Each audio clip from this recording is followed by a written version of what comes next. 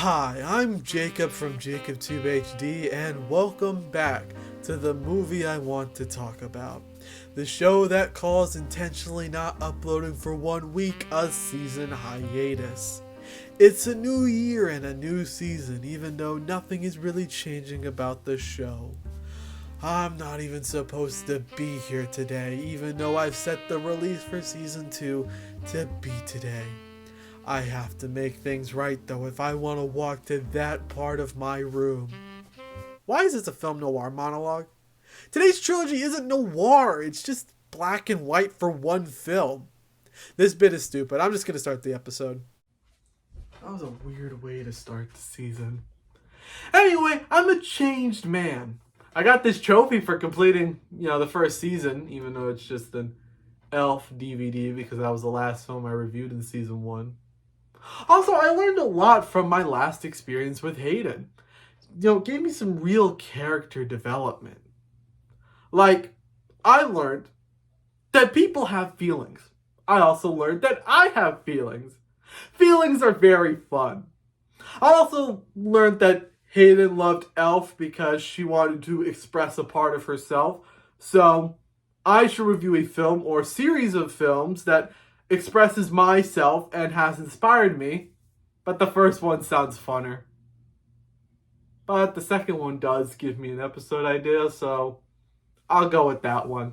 So let's turn this shit back to black and white because the first film we're looking at is in black and white despite being released in 1994, and take a look at our first film of the episode and our second View Askew film that we're reviewing on this show. This is Clerks. This film is about Dante being forced to work at the Quick Stop on his day off along with his friend Randall, who operates the video store. They deal with terrible customers and Dante wants to win his ex Caitlin back despite already being with his current girlfriend Veronica. This is the first film written and directed by Kevin Smith and was made for $27,000. It ended up being a success at the Sundance Film Festival and launched the characters of Jay and Silent Bob, who are the drug dealers outside of the Quick Stop. This film can get crazy and ridiculous with its comedy, but it's also a very relatable film. Anyone who has worked a retail job or a dead-end job can relate to Dante and Randall and what they have to experience at their job. Even with how times have changed, like video stores being non-existent, the film is still relevant to the feeling of working at a job you hate. There's a very real message in here underneath all of the absurdity. Speaking of absurdity, this film is filled with it. A lot of this film's comedy lies in its heavy dialogue that Kevin Smith would become known for. Everyone who is acting here in this film has either performed on a few small projects or had never acted in their lives, and all of them are amazing in this film. My favorite character in this film is Randall, played by Jeff Anderson, whose charisma and wit oozes through the screen. He's excellent playing this sarcastic character who makes fun of every customer in his path. Jay and Silent Bob steal this movie, making you fall in love with them even though they have very little screen time. Dante is a relatable character you can seriously connect with despite the stupid decisions he makes.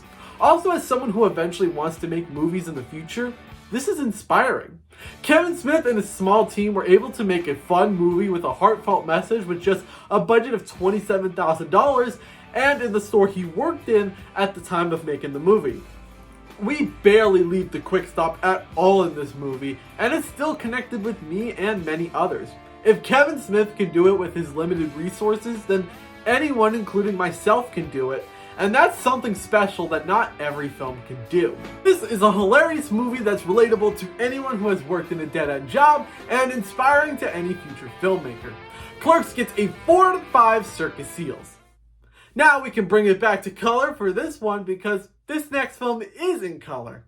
So let's find out what happens when you make a sequel to a movie 12 years after the original with a bigger budget. Now, most people would say that making a sequel to a film 12 years after the original is a cash grab, and most of the time, they're right. But sometimes I like to think of it as a nice catch up with old friends. If those old friends got their central location burnt down, this is Clerks 2. This film is about the Quick Stop being burned down, causing Dante and Randall to get jobs at the fast food restaurant Movies. Dante's on the verge of moving to Florida with his fiancée Emma, leaving Randall feeling betrayed. However, on the last day, Dante starts questioning his future, especially when feelings start to rise up for his manager Becky. This sequel isn't better than the original, but it can really hold a candle to the original. A lot of the comedy is a lot less relatable than the first film, but there's still some funny moments in this movie. They come from Randall, new character Elias, and of course Jay and Silent Bob for being themselves. Dante and Becky's chemistry here is probably the sweetest in this whole trilogy. They provide the heart to this movie that's otherwise filled with more Dick and Star Wars jokes. Not that those things are bad here.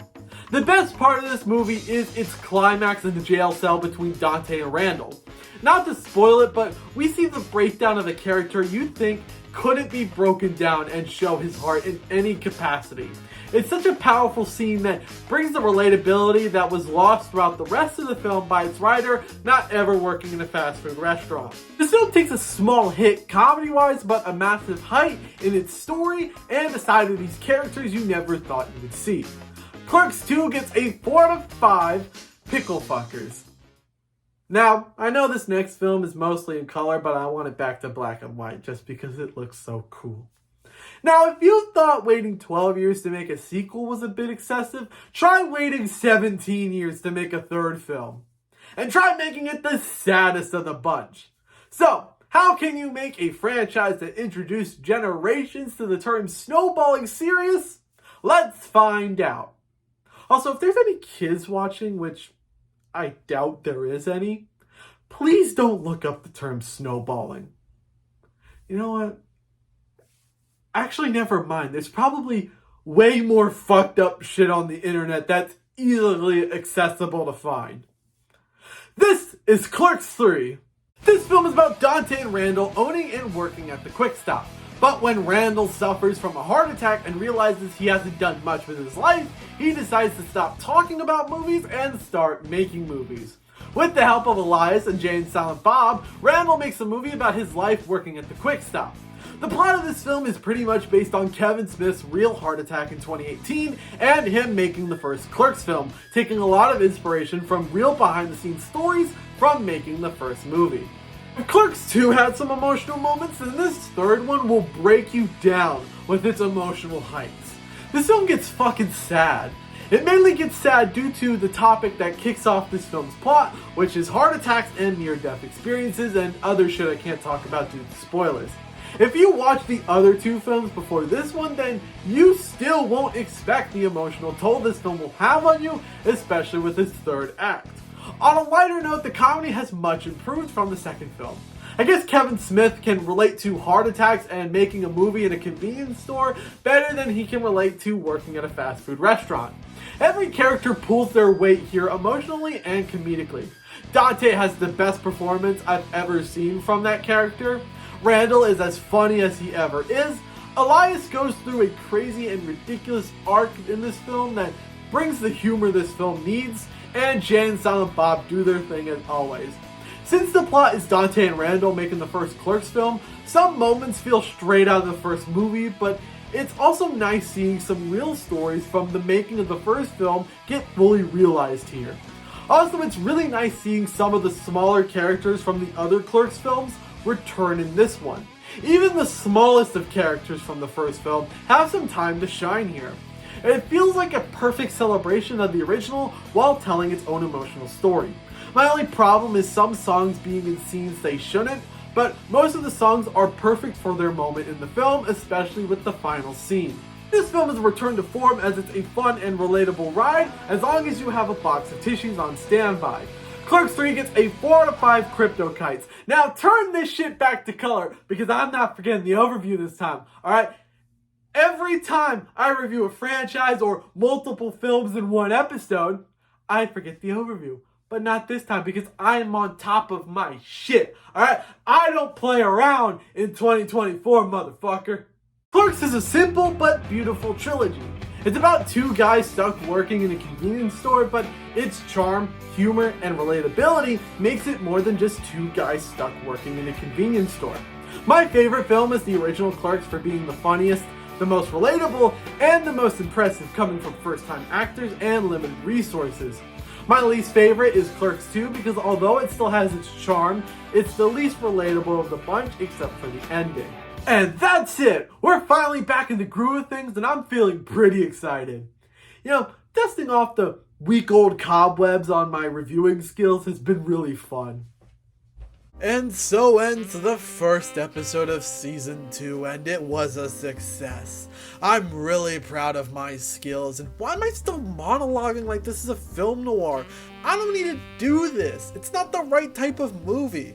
Black and white doesn't mean old film noir. Can you please just end the episode already?